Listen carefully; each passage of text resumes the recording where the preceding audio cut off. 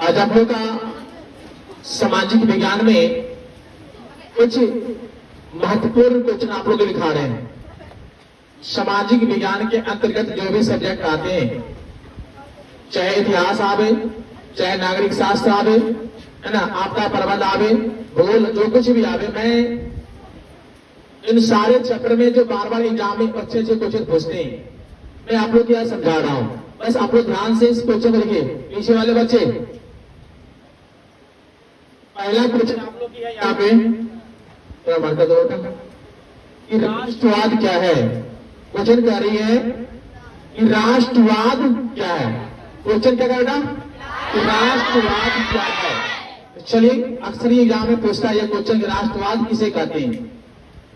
राष्ट्रवाद एक ऐसी भावना है, राष्ट्रवाद एक ऐसी भावना है। राष्ट्रवाद क्या है?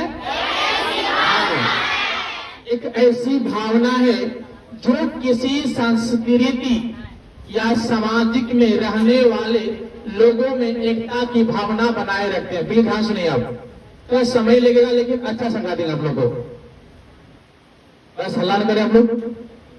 क्या कहा होगा कि राष्ट्रवाद एक ऐसी भावना है, राष्ट्रवाद एक ऐसी भावना है जो किसी सांस्कृतिक या सामाजिक में रहने वाले लोगों में एकता की भावना बनाए रखते हैं। हमारे सांस्कृतिक में या हमारे समाज में अगर एकता जो बनता है ना, वो किसके चलते? तो राष्ट्रवाद के चलते। राष्ट्रवाद का काम क्या है बेटा? हाँ, इन लोगों में एकता की भावना को बनाए रखना। क्या से राष्ट्रवाद का काम क्या बाबू? हाँ, लोगों में एकता की भावना बनाए रखना। इसे यहाँ पे साफ साफ लिख दिया गया है कि जो जो जो मतलब क्या? राष्ट्रवाद। जो राष्ट्रवाद किसी सांस्कृतिक या सामाजिक में रहने वाले लोगों में एकता की भावना बनाए रखते हैं, उसे क्या कहते हैं? राष्ट्रवाद कहते हैं। क्या समझ में आ गया आप लोगों को? तो क्या बोलेंगे कि राष्ट्रवाद एक ऐसी भावना है। आप लोग बोलिए, राष्ट्रवाद एक ऐसी भावना है जो किसी सांस्कृतिक या सामाजिक में रहने वाले लोगों में एकता की भावना बनाए रखते हैं, उसे क्या कहते हैं? राष्ट्रवाद कहते हैं। आपको पहले बता रहे हैं भाई साहब कि सामाजिक ज्ञान जो इतिहास है भाई साहब, इसमें आपको रटिफिकेशन नहीं करना पड़ेगा, यहाँ आपको समझना पड़ेगा। क्वेश्चन को समझोगे तभी आपको याद होगा भाई साहब। नहीं तो बहुत बड़ा बड़ा क्वेश्चन होता है और आप अंत में जाकर फंस जाओगे, इसलिए समझने की कोशिश करिए। तो राष्ट्रवाद समझ में आ गई, माने चाहे सांस्कृतिक हो चाहे सामाजिक, उस सांस्कृतिक में और सामाजिक में जो लोगों की एकता बनाता है, एकता बनाने वाला कौन है? तो राष्ट्रवाद है। समझ में आ गए? तो हम कोई नहीं बोले, राष्ट्रवाद एक ऐसी भावना है जो किसी सांस्कृतिक या सामाजिक में रहने वाले लोगों में एकता की भावना बनाए रखते हैं, उसे क्या कहते हैं? राष्ट्रवाद कहते हैं। राष्ट्रवाद समझ में आ गया? कितने बच्चों को समझ में आ गया? बोलते सुना दोगे ना? हाँ, कितना बच्चा बोला सर? याद भी हो गया सर, कोई बात नहीं। चलिए अब चलते हैं दूसरा क्वेश्चन।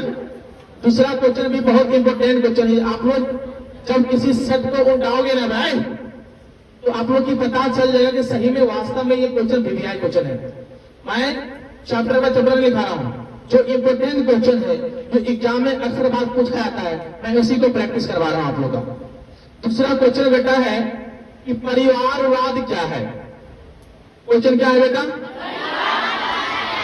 परिवारवाद क्या है? समय लगेगा लेकिन सीख के जाओगे, यहां समझ के जाओगे। बस पैसेंस बना के रखे, जल्दबाजी ना करे। मैं गारंटी देता हूं, वादा करता हूं, मैं यहां से आपको याद करवा के भेजूंगा। पहला समझ में आ गया? दूसरा बेटा कह रहा परिवारवाद क्या है। जब किसी जनप्रतिनिधि के निर्धन या इस्तीफा के कारण सीट खाली हो जाती है, तो यह सीट उनके ही किसी परिजनों को दे दिया जाता है उसे परिवारवाद कहते हैं। अब आराम समझते हैं। परिवारवाद में क्या होता है कि जब किसी जनप्रतिनिधि, मतलब समझ लीजिए हम मुखिया में खड़ा थे, लेकिन आप लोग कोई मुखिया में खड़ा होता है, कोई वार्ड में, कोई समिति में, कोई जिला परिषद में, तो उसको कहते हैं जनप्रतिनिधि। क्या कहते हैं उसको? जनप्रतिनिधि है वो। कहते हैं हम जनप्रतिनिधि छी। वो जनप्रतिनिधि होते हैं कि मानो कि हम मुखिया थे और मैंने मुखिया में जीत गया, कुछ दिन के बाद क्या हुआ, मेरा मृत्यु हो गई, मैं क्या कर गया, मर गया।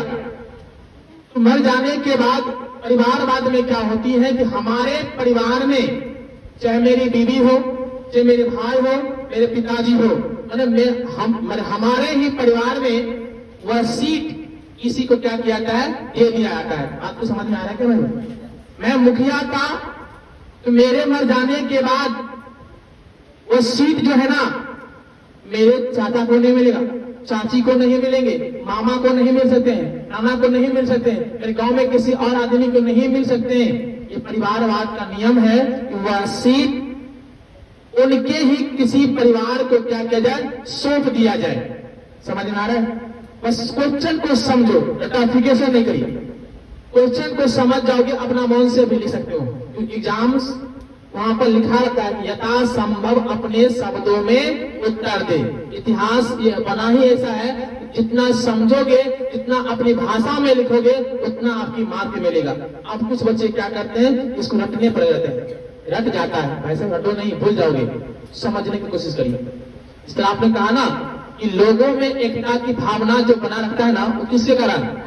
हाँ, राष्ट्रवाद के कारण। हम डायरेक्ट ये भी कहते हैं कि राष्ट्रवाद एक ऐसी भावना है जो किसी लोगों में एकता की भावना बनाए रखते हैं, उसे क्या कहते हैं? राष्ट्रवाद कहते हैं। उसी प्रकार परिवारवाद में क्या होता है कि जब किसी जनप्रतिनिधि को निधन या इस्तीफा का मतलब क्या होता है, हमको मर्जी है कि हम मुखिया नहीं बनेंगे, हमको मर्जी हुआ कि हम मुखिया जीत गए, मुखिया बन गए, 2 महीना के बाद हमको लगे नहीं हम मुखिया नहीं बनेंगे, हम कलेक्टर बनेंगे, हम डीएम बनेंगे। तो वह डीएम बनने के लिए आपको एक चीज, आपको इस्तीफा देना पड़ेगा, एक चीज क्या करना पड़ेगा, छोड़ना पड़ेगा। समझ में आ रहा है? समझ में आ रहा है? एक चीज को छोड़ना पड़ेगा। जब इस्तीफा आप दे दोगे ना, तो वह सीट आप कहोगे सर ये सीट मेरे परिवार, मेरे ही परिवार में किसी को दे दीजिए। तो परिवारवाद में ऐसा ही होता है कि वह सीट अपने ही किसको, परिजनों को क्या किया जाता है, दे दिया जाता है। उसे क्या कहते हैं? परिवारवाद कहते हैं। तो ध्यान सुना, क्या लिखा था बेटा? जब किसी जनप्रतिनिधि के, क्या बोला मैंने? हाँ, जब किसी जनप्रतिनिधि के निधन या इस्तीफा हो जाने के कारण, क्या बोला? जब किसी, हाँ, इस्तीफा या निधन होने के कारण वो सीट क्या हो जाएगा? हाँ, वो सीट क्या होती है? खाली हो जाती है। क्या होती है? सीट खाली होती है। तो फिर क्या कहता है? तो यह सीट उनके ही किसी परिजनों को दे दिया जाता है। उसे क्या कहते हैं? परिवारवाद कहते हैं। ये समझ में आया? बस क्वेश्चन को समझो कि परिवारवाद में होता है क्या। तो परिवारवाद में यही होता है कि जब आप प्रतिनिधि हैं, अगर आप इस्तीफा दे रहे हैं या आपकी मृत्यु हो गई, तो वह सीट उनके ही किसी परिजनों को क्या किया जाता है? दे दिया जाता है। उसे क्या कहते हैं? परिवारवाद कहते हैं। क्वेश्चन को पकड़ो, याद करने की ओर मत भागे। सर इतिहास याद नहीं होती है, यहाँ पे समझा जाता है। समझ में आ रहा है ना?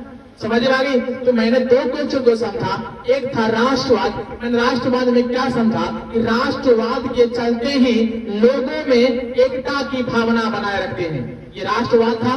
दूसरा था परिवारवाद।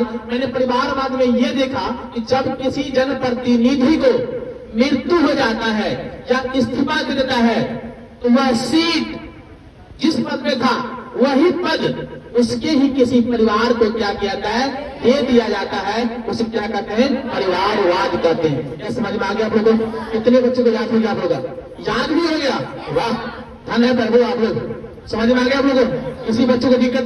बस आप लोग हर दिन आप लोग 2-2 क्वेश्चन समझाएंगे और 2-2 क्वेश्चन समझाएंगे। आप लोग क्या हो जाएगा? खत्म हो जाएगा।